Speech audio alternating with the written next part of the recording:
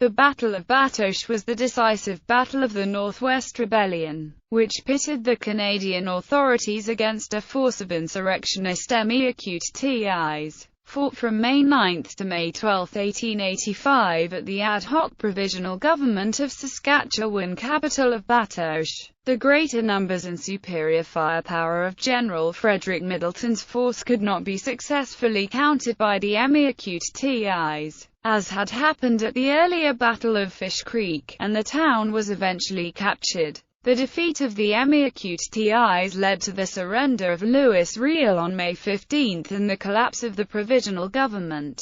Over the next several weeks, Poundmaker would surrender and Cree fighters and families under Big Bear held out the longest, fighting off Canadian troops pursuing them in the Battle of Frenchman's Butte and Battle of Loon Lake, and, gradually dwindling in number, staying on the move until Big Bear eventually turned himself into Mounties at Fort Carleton in early July. Early advances and the crippling of the Northcote. Conscious of the numerous reverses that had been suffered by government forces in previous clashes with the rebels, Middleton approached Batoche with caution, reaching Gabriel's Crossing on the 7th of May and advancing within 8 miles of the town the following day. Middleton's plan rested on an encirclement strategy, as his main contingent advanced directly against Métis' defensive lines. The steamboat Northcote, carrying some of Middleton's troops, would steam past the distracted defenders and unload 50 men at the rear of the town, effectively closing the pincer. However, due to the difficulty of the terrain and Middleton's penchant for prudence, his force lagged behind schedule, and when the Northcote appeared adjacent to the town on the 9th of May it was spotted by Métis, who had not yet come under artillery fire. Their small arms fire did little damage to the armoured ship, but they lowered Batoche's ferry cable, into which the Northcote steamed unsuspectingly, slicing off its masts and smokestacks.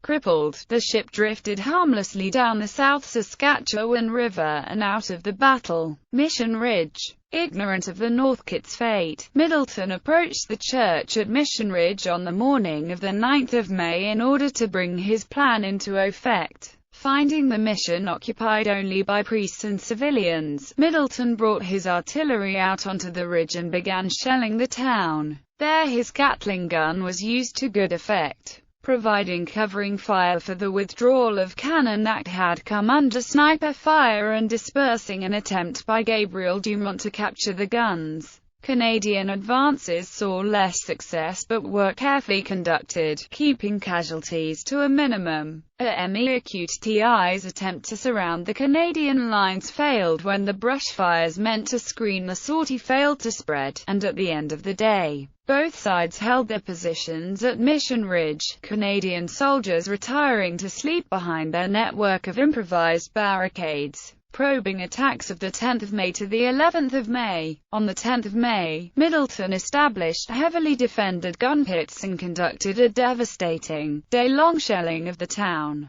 Attempted advances, however, were turned back by Métis' fire, and no ground was gained. The next day, Middleton gauged the strength of the defenders by dispatching a contingent of men north along the enemy's flank while simultaneously conducting a general advance along the front. Having redirected a portion of their strength to hold the northward flank, the Métis lacked the manpower to oppose the Canadian thrust, ceding ground with little resistance. Canadian soldiers ventured as far as the Batoche cemetery before turning back. Satisfied with his enemy's weakness, Middleton retired to sleep and contended to take the town in the morning. The storming of Batoche. By the 12th of May, Métis' defences were in poor shape. Of the original defenders, 3/4 had either been wounded by artillery fire or were scattered and divided in the many clashes with the Canadians on the outskirts of the town. Those that still held their positions were fatigued and desperately short of ammunition. They resorted to hunting in the underbrush for bullets fired by government troops and firing them back, and some fired nails and rocks,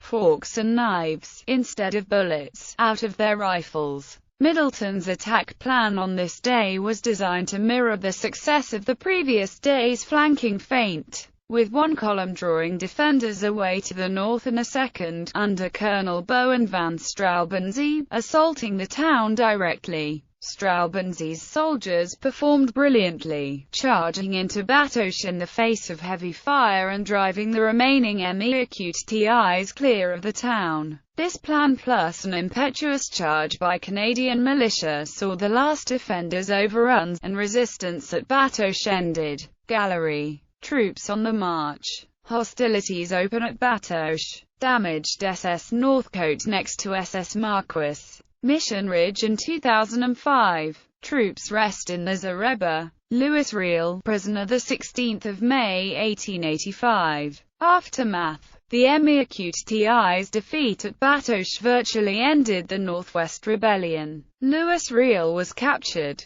Gabriel Dumont fled to the United States, returning to Batoche only in 1893, and when he died, his body was buried there. Middleton's forces proceeded north to Prince Albert, Saskatchewan, and some portions were disbanded without delay and sent home in eastern Canada. Casualties: Middleton reported 8 deaths and 46 wounded on the Canadian side and 51 deaths and 173 wounded on the Métis' side. Later Father V. Greville reported that the Métis' loss was not as high as the mission first reported to Middleton. There were 16 Métis killed and between 20 and 30 wounded. 9 of the Métis killed in the battle were buried in the cemetery of Batoche. 8 were in a common grave. Battle of Batoche. Following the battle, it is believed several Canadian soldiers from Millbrook, Ontario, seized the bell from the Batoche church and took it back to Ontario as a prize. The fate of the bell became an issue of long-standing controversy, involving several Métis organizations and the provincial governments of Ontario, Manitoba, and Saskatchewan. Legacy. Batoche. In 1872, Xavier Letendre Batoche founded a village at this site where Métis freighters crossed the South Saskatchewan River. About 50 families had claimed the river lots in the area by 1884. Widespread anxiety regarding land claims and a changing economy provoked a resistance against the Canadian government. Here, 300 Métis and Indians led by Louis Riel and Gabriel Dumont fought a force of 800 men commanded by Major General Middleton between May 9 and 12, 1885. The resistance failed, but the battle did not mean the end of the community of Batoche. Historic Sites and Monuments Board of Canada. Government of Canada. In the spring of 2008, Tourism, Parks, Culture and Sport Minister Christine Tell proclaimed in Duck Lake that the 125th commemoration, in 2010, of the 1885 Northwest Resistance is an excellent opportunity to tell the story of the Prairie Métis and First Nations people's struggle with government forces and how it has shaped Canada today. Batoche, where the Métis' provisional government had been formed, has been declared a National Historic Site. Batoche marks the site of Gabriel Dumont's grave site, Albert Caron's house, Batoche School, Batoche Cemetery, Letendre Store, Gabriel's River Crossing, Gardapi's Crossing, Batoche Crossing, St. Antoine de Padour Church, Métis' rifle pits, and Canadian Militia's battle camp. Maps. Military map. Battlefield of Batoche. Military map of Mission Ridge. Military map of Batoche. Military map of Batoche rifle pits. Photo collection.